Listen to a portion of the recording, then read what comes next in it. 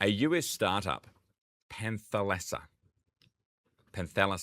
is testing a radical idea. Floating data centres in the ocean powered by wave energy and cooled by seawater. I know, sounds crazy, sounds impossible. It's not.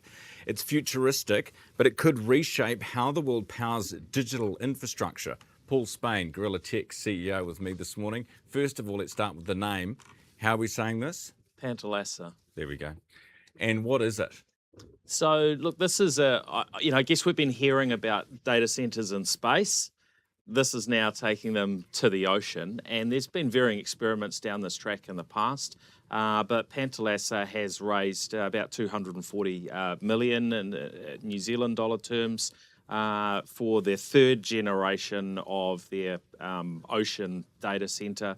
The way that it operates is you've got this unit's going to be about 85 metres tall, around 10 metres across at the top, and the ocean waves will generate the power by pushing water up through the centre, and then that water will come down much like what we're used to in a hydroelectric situation in terms of power generation. There'll be a turbine that's driven as the water comes back down, and then the motion brings the water back up. So you've got that power being generated by the unit. You've got the cooling for the data center because you're out in the ocean. You pick locations where it's not too hot. So you've got that natural cooling, and then the bit that sort of took me by surprise is these things are untethered. So there's no no connection, so they can actually move around. Also, that like floating buoys, connect just sending a satellite link up and satellite connectivity for the data to move backwards and forwards. Crazy. Will it work?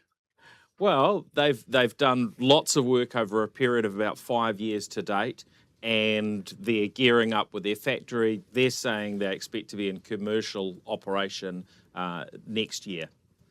Really?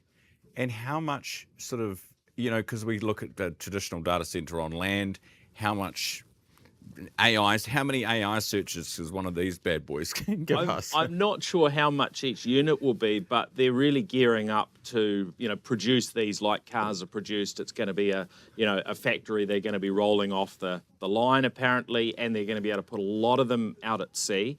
And, they can be out in international waters. They will have a level of control as well. So there's some pretty, fascinating aspects to it. I'm curious about the environmental impact. Yeah, same. And also, what if they crash into each other? Or have they got some thrusters that you can remote control? Or Well, this is the interesting thing. They're saying that they have very, very few moving parts. It's really down to the turbine, but they think that they have a level of control in terms of how they navigate. So how that plays out, I'm very interested to see. I'm like you, interested in the environmental part of it, because when you mess with Mother Nature, even just a little bit, she can get quite cranky. In Norway, or I should say Scandinavian countries, they've got those wind farms out in the ocean, big turbines, and apparently they've created sort of wind, where there was wind coming on land, there's now sort of dead zones, like 20% of the wind that used to come on land is no longer coming on land because it's been sucked up. And you just think, what's the flow-on effect of that? And what's the flow-on effect of one of these things taking the motion of the ocean that would otherwise end up on a coastline? Well, I think there's so much, motion that comes from the waves. I think you'd have to have an insane number to impact that. However, having something that big, potentially generating, noise, what impact does that have on ocean life? Is it just something else like, the oceans are used to having ships moving about on them? Is it something else that just adds to that and, doesn't have a dramatic impact? Fascinating. Always good to see you, Paul. Thank you very much. Thank you, Ryan. Paul Spain, Gorilla Tech CEO, with us this morning.